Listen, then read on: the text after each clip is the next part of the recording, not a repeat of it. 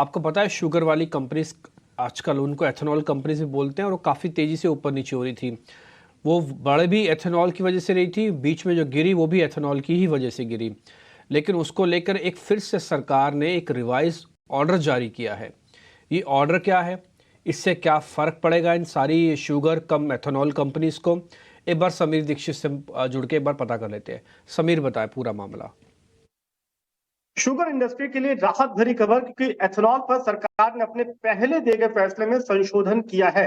ताजा डेवलपमेंट में सरकार ने ये आदेश जारी किया है कि एक लिमिटेड तक शुगर का डायवर्जन किया जा सकता है एथेनॉल प्रोडक्शन के लिए।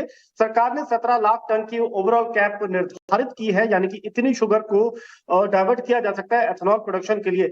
अब बड़ी तस्वीर यह है कि शुगर मिल्स या डिस्टिलरीज वो शुगर केन सिरप जूस का भी इस्तेमाल कर सकती है एथेनॉल प्रोडक्शन के लिए। बी हैवी मोलासेस और सी हैवी मोलासेस के साथ में, यानी कि बी हैवी मोलासेस और सी हैवी मोलासेस का इस्तेमाल तो होगा ही एथेनॉल प्रोडक्शन के लिए, लेकिन साथ ही साथ एक ओवरऑल कैप जो निर्धारित की गई है उसका इस्तेमाल करके शुगर केन सिरप और जूस का भी इस्तेमाल होगा एथेनॉल प्रोडक्शन के लिए।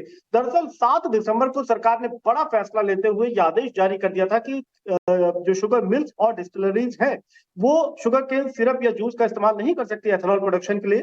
जिसके बाद शुगर इंडस्ट्री थोड़ी सी उसको झटका लगा था और उसने फिर पेट्रोलियम सेक्रेटरी से मुलाकात करी, पीएमओ अधिकारियों के साथ में मुलाकात करी। स्थिति को समझते हुए सरकार ने अपने फैसले में संशोधन किया है। ओवरऑल कैप जो निर्धारित की गई है शुगर डाइवर्जन की वो 17 लाख टन है। ये मौजूदा शुगर कैलेंडर ईयर है, लेकिन सरकार ने ये फिर दोहराया है कि ये जो फैसला है ये एक टेम्परेरी पॉज है।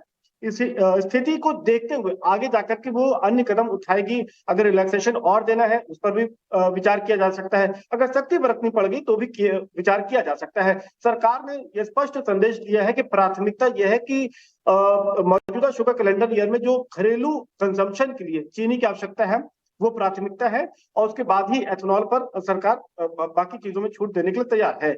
अभी जो एथेनॉल ब्लेंडिंग टारगेट है सरकार का, उसके लिहाज से ओएमसीज को तकरीबन 825 से 850 करोड़ लीटर के एथेनॉल की जरूरत है।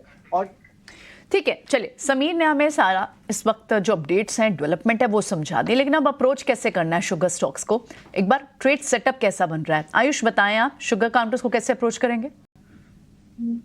जैसे हमने बलरामपुर चीनी की बात करी तो इसमें 485 के लेवल से हमने एक प्रॉफिट बुकिंग देखी है बिकॉज ऑफ द न्यूज, और अभी 376 का इसने एक सपोर्ट ले रखा है। एज लॉन्ग एज 376 का सपोर्ट ये होल्ड करता है तो हमें लगता है इसमें पोजीशन बनाई जा सकती है। इसमें जो फर्स्ट टारगेट बन के आएगा 405 का बन के आएगा, जो कि इसका 200 डे मूविंग एवरेज का रेजिस्टेंस है। मुझे लगता है एक बार 405 तक के लेवल्स में देखे जा सकते हैं। 405 अगर क्लोजिंग बेसिस पे ये बंद करता है अपने आप को स्टॉक तो 420 का इसमें स्टॉक बन सकता है नेक्स्ट टारगेट, और जो स्टॉप लॉस है 370 का।